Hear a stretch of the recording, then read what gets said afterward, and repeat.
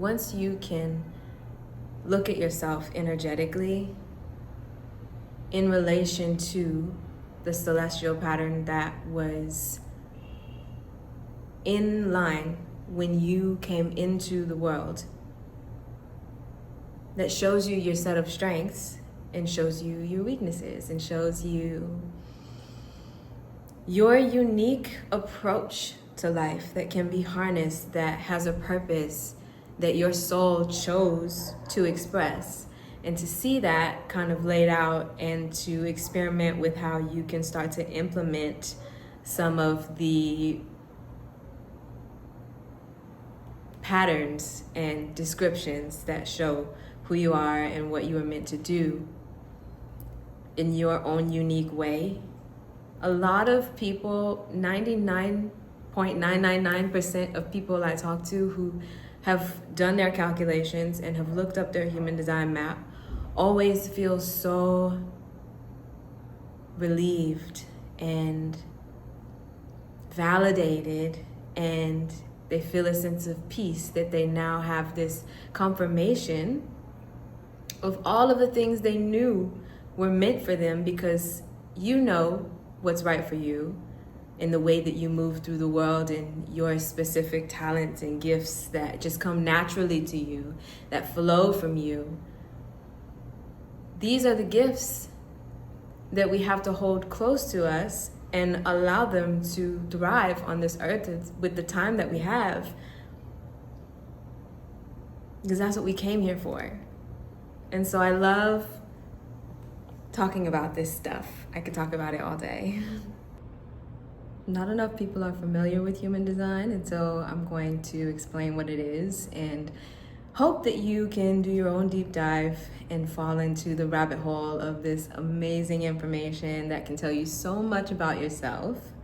Human design is essentially the science of your aura, is what I've come to understand it as. It's your unique coding that was made in the celestial realm when you were born. So I like to think of it as astrology times 10. It's quite the adventure when you can put in your information and find out this amazing map, these guidelines, these set of parameters that you can try out and swim through and see if they work for you, and to have your own aha moments of how this newfound phenomenon, it's fairly recent that this has become a thing. It was created back in the 80s, and not to say that it was created more so than it was downloaded and remembered and translated by an individual for us to explore. Just like anything, I know there are so many people who have their reservations about astrology, and what I've come here to talk about today is something that I've been studying for many years. I would say almost 4 years now.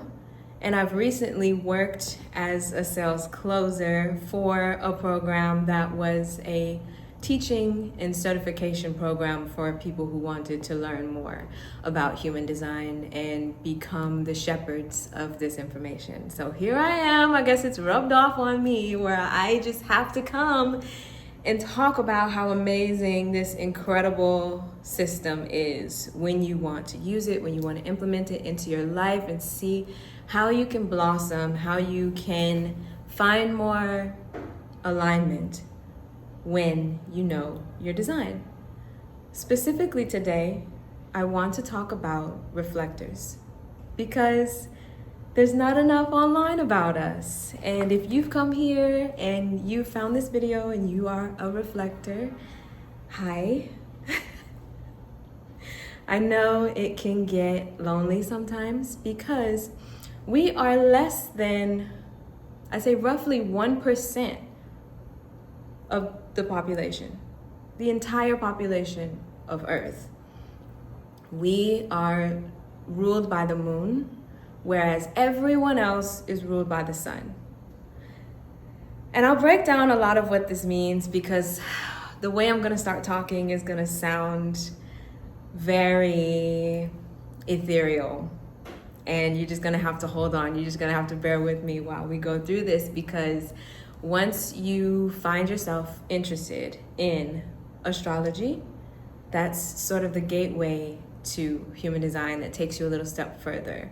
So human design is the calculation of your genetic coding, your energetic coding, and your auric field that is specific and unique to you based off of Western astrology, the Kabbalah, gene keys,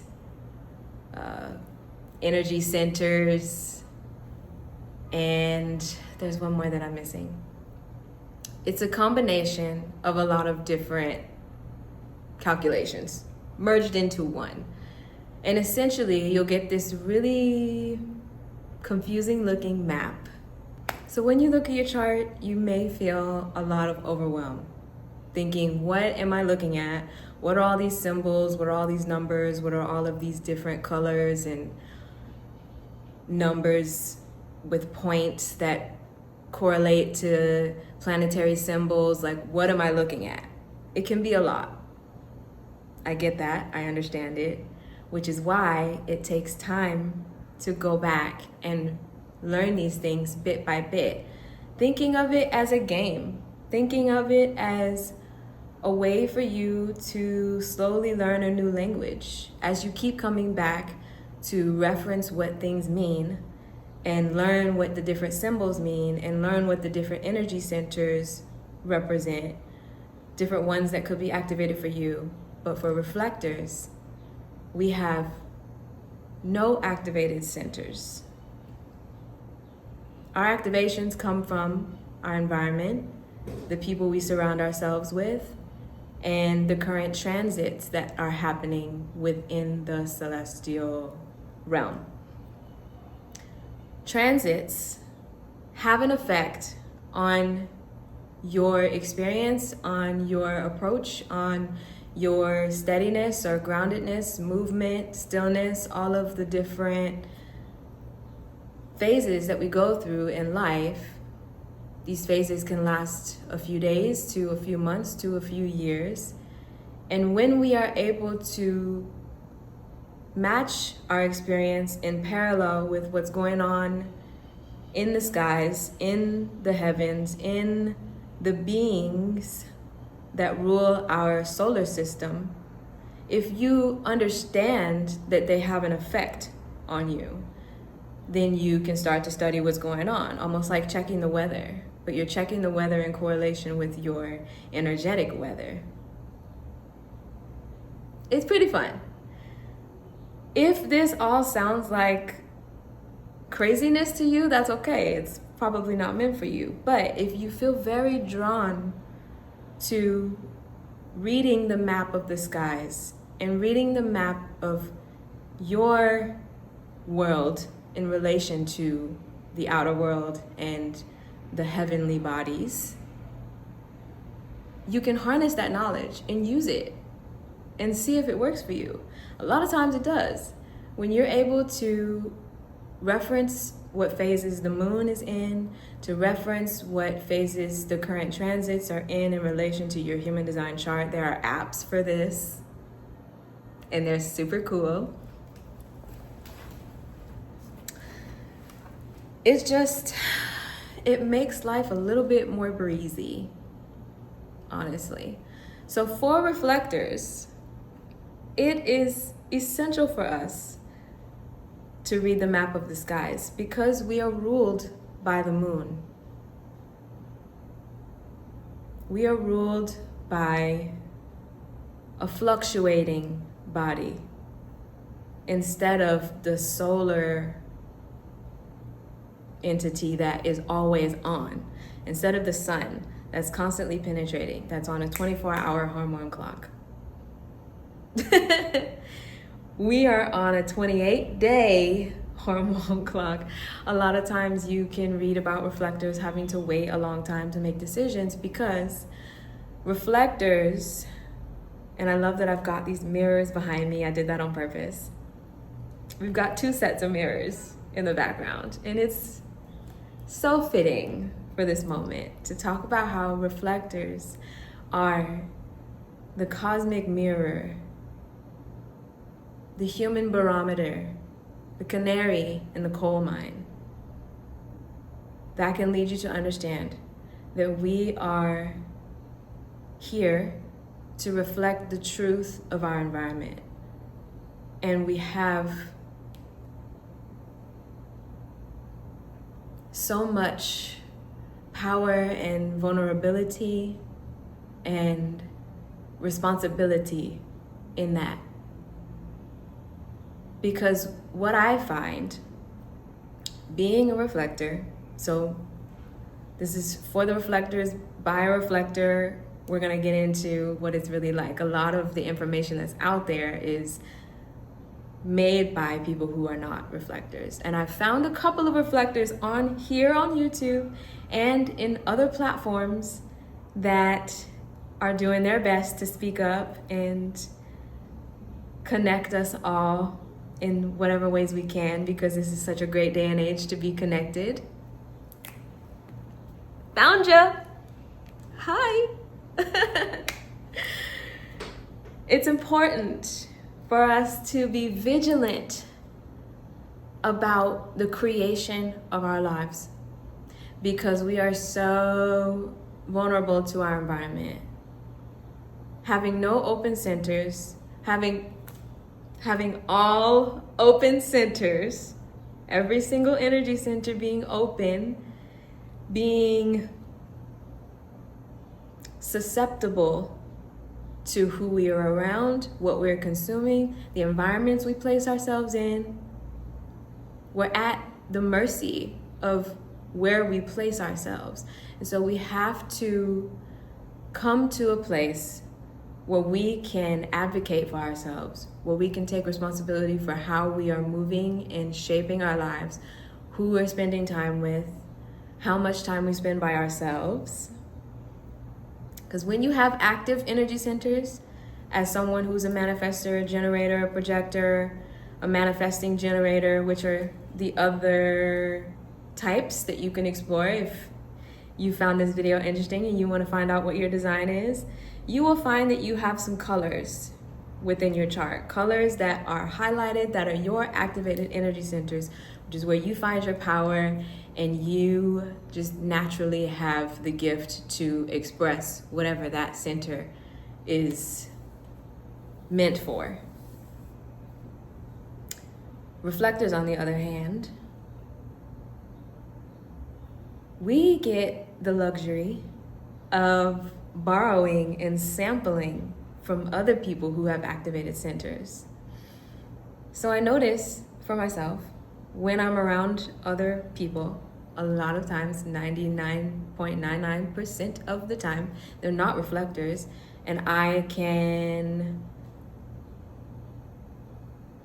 borrow their energy, I can sample their energy, I can feel their energy and reflect it back. Sometimes it's good, sometimes it's not so good. And if you're a reflector watching this, you know exactly what I mean. Because what it means to reflect the truth back out into the environment, into the world, into the person you are mirroring, or the society you are mirroring, the community, the environment that you are mirroring, sometimes you're showing people things they don't want to see. And it's not until you remove yourself from the environment or from the person or from the societal group that you know that that wasn't you. It was what you were reflecting. A lot of times it can cause conflict and tension, and you just think, what is going on? I don't understand why things are so sticky. But when you find out that you're a reflector. You can have a little bit more grace with yourself. You can have a little bit more wiggle room and detachment, which is really important, to detach from what you are putting out, what you are reflecting, what you are.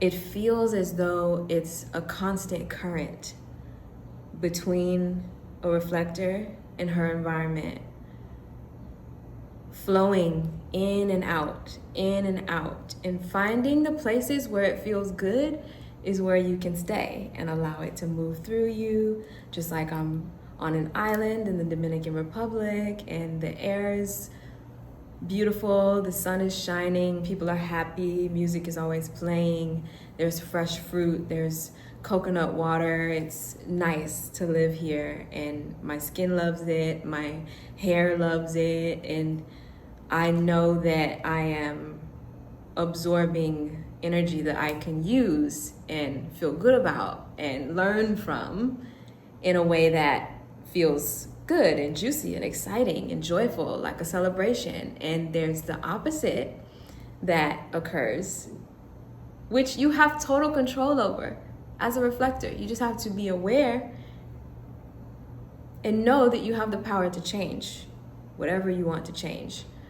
The opposite effect of being in an environment that is not supportive, that makes you feel sluggish, that makes you feel sick, that makes you feel confused and frustrated and burnt out.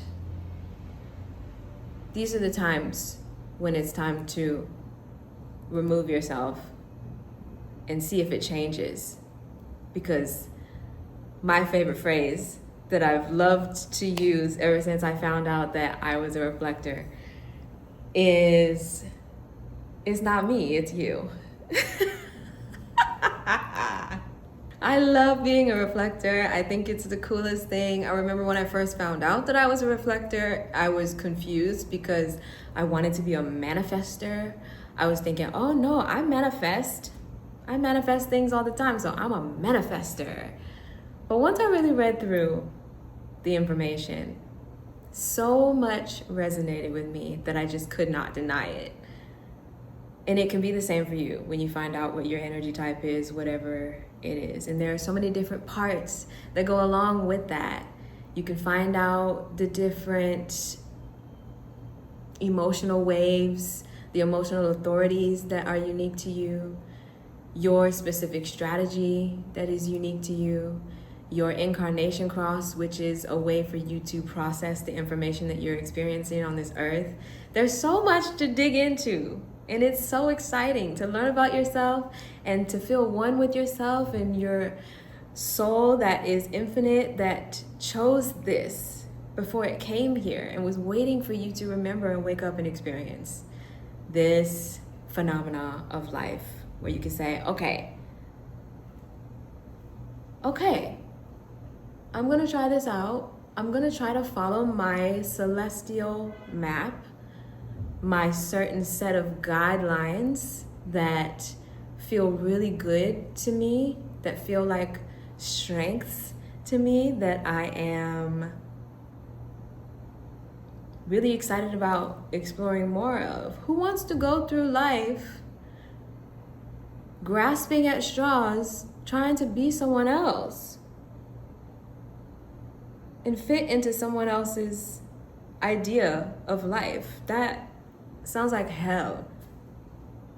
It sounds like a version of hell, and I don't want any part of it. I love being able to go at my own pace. So as reflectors, we are meant to move much, much slower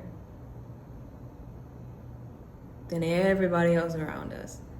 And to do that without guilt. Not to feel pressure to have the same regimen as your neighbor who wakes up at 5 a.m. every morning and goes to the gym because that's what works for him. It could work for you too if you all are sleeping in the same bed or even within the same housing unit, absorbing that energy. You could feel the invigoration, the inspiration to get up and work out the same way. But if it's not your truth, eventually it's going to fade.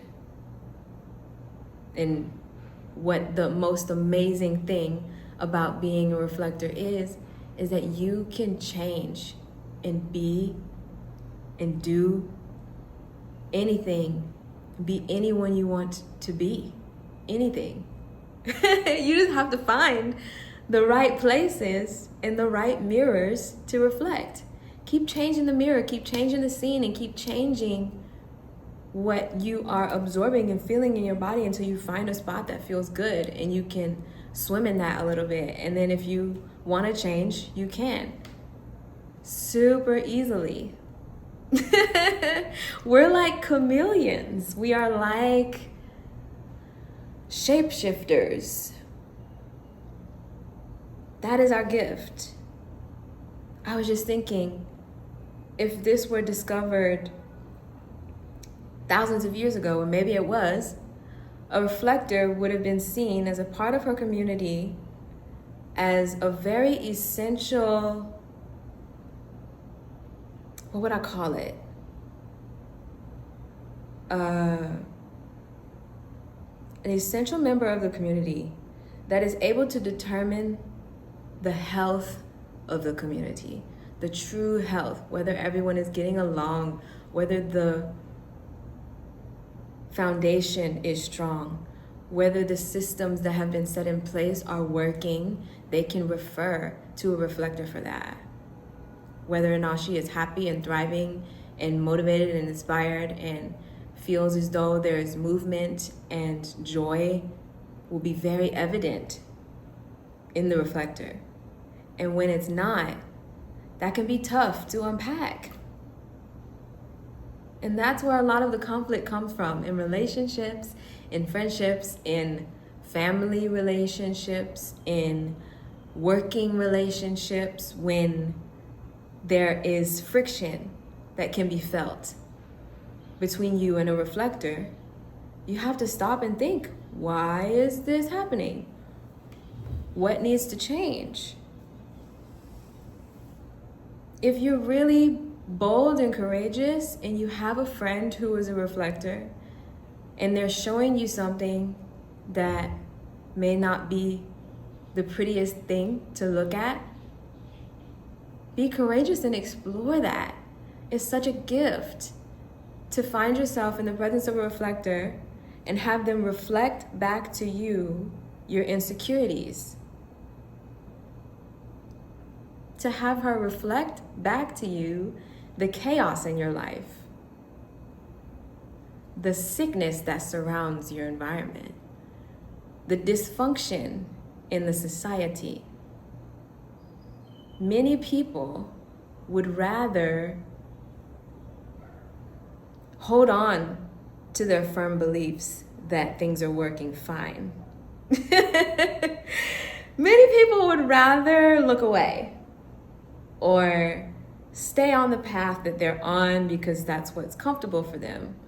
If you have a friend that's a reflector and they're showing you things that are hard to look at, what a gift.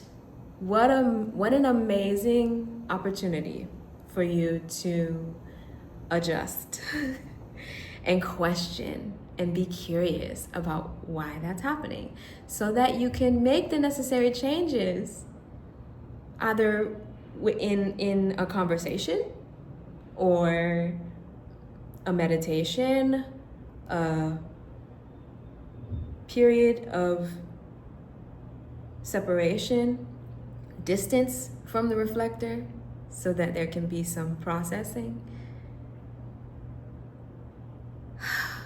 That's my highest hope and dream for us as reflectors and people who are around us, who we choose to have in our lives as a form of support, to respect the truth of what's happening here.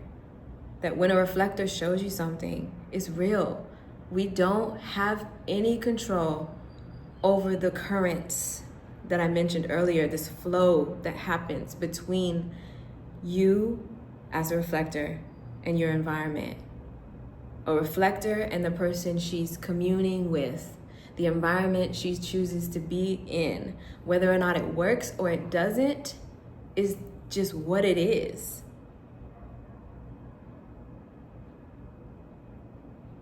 It's like, as a reflector, you understand that energy is pure and it can't lie. Just like the body doesn't lie. And you can feel it within your body when something's off. A lot of times there are no words for it. A lot of times as a reflector, you can become very uncomfortable and not know why. You're just like, oh my God, I don't like this. So it's important to be kind to yourself and nourish yourself. And take those moments where you can decompress and let go of the energy that you've absorbed. Have a safe space for yourself to do your processing, to do your releasing, to do your dancing and your journaling and your workouts and your sauna and your yoga and your meditations and your shaking and tapping and all the things that you can do to detach. Because like I said, it's not you, it's the mirror. Which can be a little tricky. It's like we don't want to cause a sense of separation in the mind. Say like, it's not me, it's you. But in a sense, you are me. So we're in this together. So what are we gonna do here? Either you can connect and feel confident and comfortable sharing with the person you are communing with and mirroring, or if you're comfortable making changes throughout your immediate environment in your home or your outer environment in the city that you're in, if you feel like it's causing you pain in whatever way, mental, physical, spiritual, you have the power to change it. It's imperative for you to change it because as a reflector, your environment shapes your health more than any other person on earth. Of course, this is true for everyone. Your environment shapes who you are, and your environment shapes your brainwave and the mirror neurons that you're experiencing in life and how you are able to relate to the world.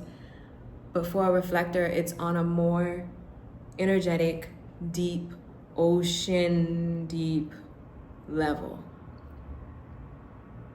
We can become terminally ill if we ignore this. And so it's really important to check the mirror at least 18,000 times a day. I think I need to do a part 2 for this because there's so much I can say about human design, and there's so much I can say about a reflector in the human design as a reflector, living this experience, going day by day and going through the waves and learning more and more about a reflector's strengths and how we can come together in all of the ways that we can because we're so spread out. There aren't a lot of us and there isn't a lot of information being made by us out there. And I also don't want to cause a sense of separation in any way of us as humans being human with other humans in this human experience as a drop in the ocean. We're all reflections of God. But we all have a set of unique gifts as well. And some of those gifts can be found in the way the stars aligned when you chose to come here. Reflectors are very special and unique. And for a lot of us, we grow up in a world that tells us we have to be a certain way. When we know deep in our hearts that that way just doesn't work. The world is built for generators because they're about 80% of the human population. Generators can generate. They make the world go round. We're not here to talk about them. There's so much out there about generators online. You can, if you find that you are a generator and you want to look it up, here's your invitation. I encourage it. I encourage all of the information.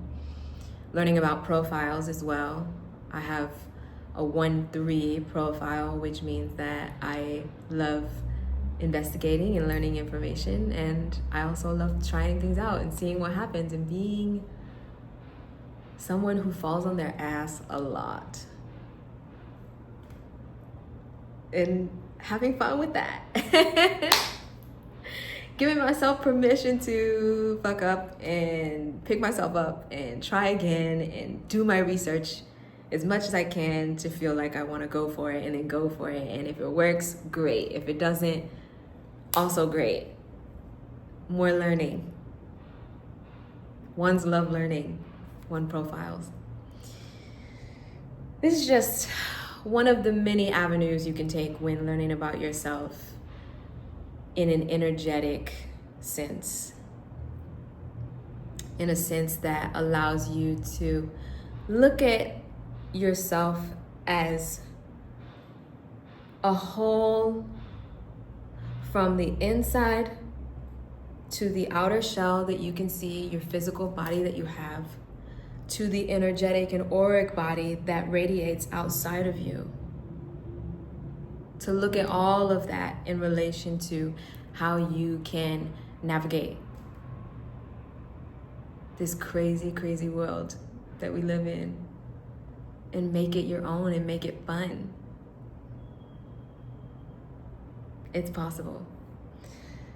So I'm really happy that I got to come and share this. I hope that it was helpful. If you have any more questions about reflectors, please ask in the comments. If you are a reflector, I would love to know that you've seen this and introduce yourself. I would love to connect and know that this reached the heart of another cosmic mirror, another celestial lunar being in this world. I love to talk about the concept of being ruled by the moon and being so connected to the moon and its phases and its houses and planets that are activated under the way that it moves over us and through us as reflectors. I've started to wear more silver when I found out that I was a reflector, because silver is the element that correlates most to the moon and the moon's energy. And I feel really good about that. Different ways that you can connect to the moon are things that I suggest wholeheartedly for reflectors. I'm always pulling the moon tarot card in my spreads when I need to be reminded to either remember that I'm connected to the moon, to remember to maybe check the transit of the moon and what it's activating right now, to check the phase of the moon, to check my moon, to see where I am as a woman. And it feels good. It feels good.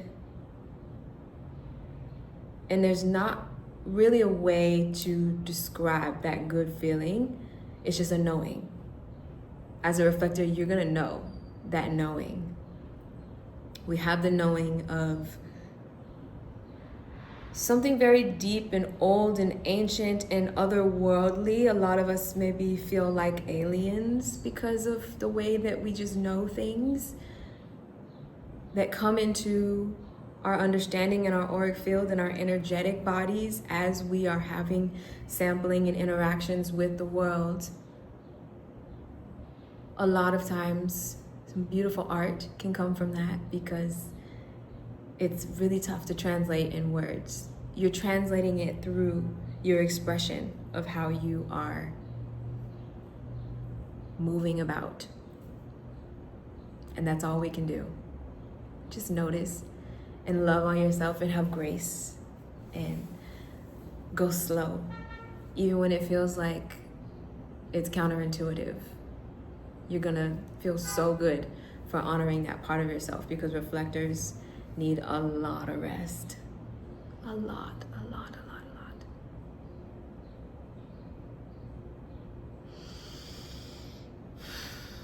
I hope this was helpful. And I look forward to sharing more on the next video. I'll see you next time.